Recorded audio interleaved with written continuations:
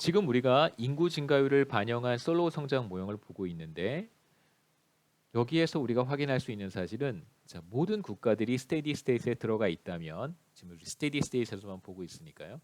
스테디 스테이트 상태에 들어가 있다면 인구 증가율과 소득 수준 사이에 네거티브 릴레이션십이 나타날 수 있다라고 하는 걸 이제 여기서 우리가 확인할 수 있죠. 그 메커니즘이 뭐냐면 우리가 앞에서 봤던 캐피탈 딜루션이에요. 그러니까 인구 증가율이 높은 나라일수록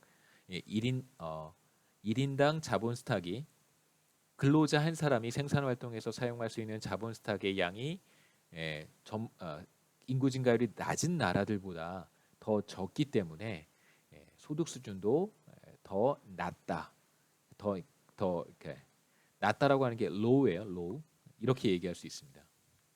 그래서 우리가 앞에 4장을 시작할 때 인구 증가율과 소득 수준 사이에 관계를 살펴봤었는데 그것과 매우 컨시스턴트한 결과를 얻을 수 있죠.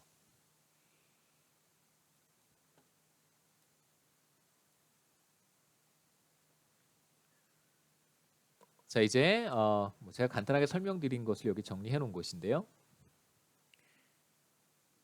자, 이러한 질문을 우리가 앞서서 한번 던져봤습니다. 왜 인구 증가율이 높은 국가일수록 소득 수준이 낮을까? 혹은 반대로 두 국가를 비교를 하면 혹은 또 이렇게도 얘기할 수 있겠죠. 두 국가를 비교를 합니다. 인구 증가율이 높은 나라와 인구 증가율이 상대적으로 낮은 나라가 있는데 왜 인구 증가율이 높은 나라는 인구 증가율이 낮은 국가보다 소득 수준이 더 낮을까? 이런 질문을 우리가 전반부에서 한번 던져봤었는데 지금 인구 증가율을 반영한 솔로우 성장 모형이 그것에 대한 해답을 어느 정도 제시할 수 있었습니다. 자, 그 답은 바로 이거죠. 바로 캐피탈 딜루션입니다. 그러니까 인구 증가율이 높다고 하는 것은 1인당 사용할 수 있는 자본 스탁의 양이 상대적으로 적다는 것이고요. 자, 그 뜻은 생산함수에서 더 적은 산출량을 얻을 수밖에 없다는 것이죠. 1인당 산출량이 더 적어질 수밖에 없다는 것을 이제 뜻하는 것입니다. 이제 이어서 우리가 보려고 하는 것은 이제 퀀티테이티브 어널리시스인데요. 우리가 앞에서 했던 엑서사이즈와 비슷합니다. 과연 인구 증가율의 차이가 소득 수준의 차이를 얼마나 설명할 수 있을까? 이제 이걸 한번 우리가 살펴보는 것이고요. 뭐 조금 더 나아가서는 전체 소득 수준, 소득 격차 가운데 과연 얼마만큼이 인구 증가율의 차이에 의해서 설명될까? 이제 이걸 우리가 관심을 갖고 보도록 하겠습니다.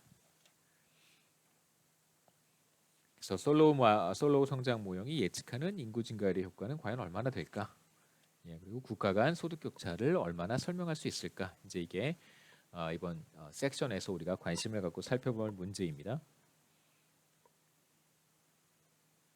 두 국가를 한번 비교해 보겠습니다. 컨트리 I와 컨트리 J인데요.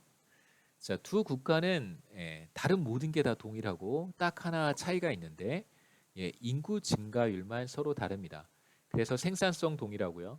투자율도 동일하고 감가상각률도 동일합니다. 다 똑같아요. 하지만 인구 증가율만 다르다라고 이제 가정을 한번 해보죠. 그러면 이 인구 증가율의 차이에 의해서 소득 수준의 차이가 발생하겠죠. 우리가 앞에서 봤듯이 인구 증가율이 높은 나라의 소득 수준이 낮을 수밖에 없습니다. 데이터에서도 그럴 뿐만 아니라 인구 증가율을 반영한 솔로우 성장 모형에서도 인구 증가율이 상승하면 스테디 스테이트에서 1인당 소득 수준이 하락한다는 걸 봤어요. 왜 그러냐면 스테디 스테이트에서 1인당 자본 스탁이 줄어들죠. 캐피탈 딜루션 때문에 그로 인해서 1인당 소득 수준이 이제 하락한다고 우리가 봤었습니다. 자, 과연 인구 증가율의 차이가 소득 수준의 차이를 얼마만큼 촉발할까? 그러니까 예컨대 다른 모든 측면들은 동일하다고 했을 때 생산성, 투자율, 감가상각률이 다 동일하다고 했을 때 인구 증가율이 1% 포인트 차이가 난다면 그렇다면 소득 수준의 차이는 얼마만큼일까? 이게 이제 우리의 관심이라고 할 수 있습니다. 근데 여기서 이제 제가 한 가지 먼저 말씀드리고 싶은 것은 인구 증가율이 높은 나라일수록 소득 수준이 낮잖아요. 낮은데 다시 한번 우리가 앞에 그림으로 돌아가 보겠습니다. 지금 우리 24페이지에 있고요. 자, 이 그림입니다. 4페이지에. 자, 보시면 소득 수준이 높은 국가일수록 인구 증가율이 낮고요. 소득 수준이 낮은 국가일수록 인구 증가율이 높습니다.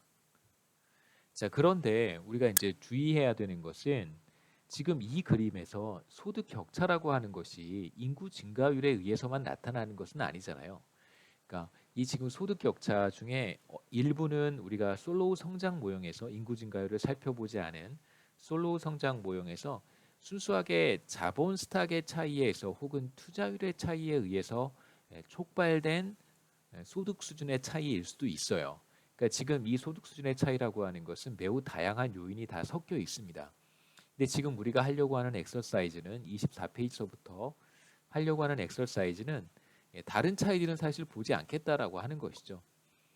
다른 차이를 보지 않는다고 했을 때 과연 인구 증가율의 차이가 소득 수준의 차이를 얼마나 촉발할 수 있을까를 보겠다는 것입니다. 그러니까 지금 여러분들이 이제 조심하셔야 되는 것은 인구 증가율의 차이가 소득 격차를 많이 설명하지는 못해요. 솔로우 성장 모형에서 곧 보게 될 겁니다. 그래서 그렇다고 해서 인구 증가율의 차이가 크게 의미가 없다라고 말은 할 수 없어요. 왜냐하면 우리가 이런 것들이 지금 같다고 가정을 했잖아요.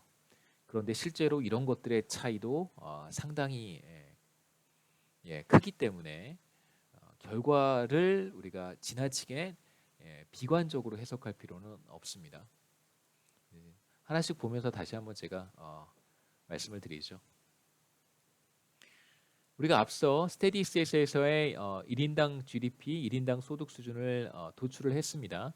그래서 컨트리 I, 컨트리 J, 자, 다른 모든 디멘전은 다 동일해요. 생산성 동일하고 투자율 동일하고 감가상각률도 동일합니다. 차이점이 있다면 인구 증가율인데 컨트리 I에서는 여기가 NI, NJ가 됩니다. 여러분 이 식은 어디에서 온 거냐면 자, 앞에 슬라이드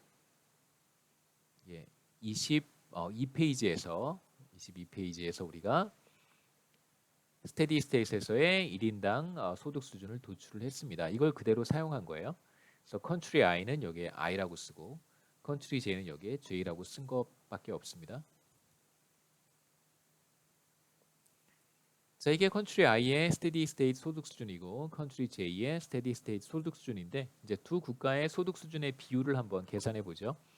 그래서 분자에다가는 컨트리 I의 소득 수준, 컨트리 J의 소득 수준을 이제 분모에 두고 비율을 계산을 합니다. 그래서 컨트리 YI를 YJ로 나눠주는 거예요. 두 국가의 생산성 차이는 없으니까 이건 이제 없어지고요. 그 다음에 자 이제 분수로 되어 있고 분자의 승수와 분모의 승수가 똑같아요. 그러면 이 식은 이렇게 쓸 수 있겠죠. 분자, 분모 이렇게 쓰고 이거 아닙니다. 분자, 분모 이렇게 쓰고 알파 오버 1 마이너스 알파라고 쓸 수 있어요. 그게 바로 이 식입니다. 자, 다시 이제 이 괄호 안을 보면 투자율이 똑같다고 가정했으니까 갯마 없어지겠죠. 그 다음에 분모에 있는 분모가 얘가 분모에 있는 분모죠. 얘가 보통 분자로 가고 그 다음에 분자에 있는 분모는 이제 분모로 내려옵니다. 이렇게 쓸 수 있습니다. 이게 뭐냐면 여러분 이런 거 아시죠? A분의 1 나누기 B분의 1은 이렇게 곱해서 분모에 쓰고요. 이렇게 곱해서 분자에 씁니다. 뭐 이 정도는 다 아실 거라고 생각해요.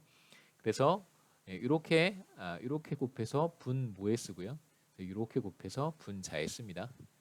자, 그래서 우리가 얻은 결과는 두 국가의 소득 수준의 비율이죠. 컨트리 I와 컨트리 J의 비율은 이렇게 우리가 표현할 수 있어요. 다른 모든 건 동일하니까 다 캔슬 아웃 됐고 남은 거는 이제 인구 증가율과 감가상각률만 남았습니다.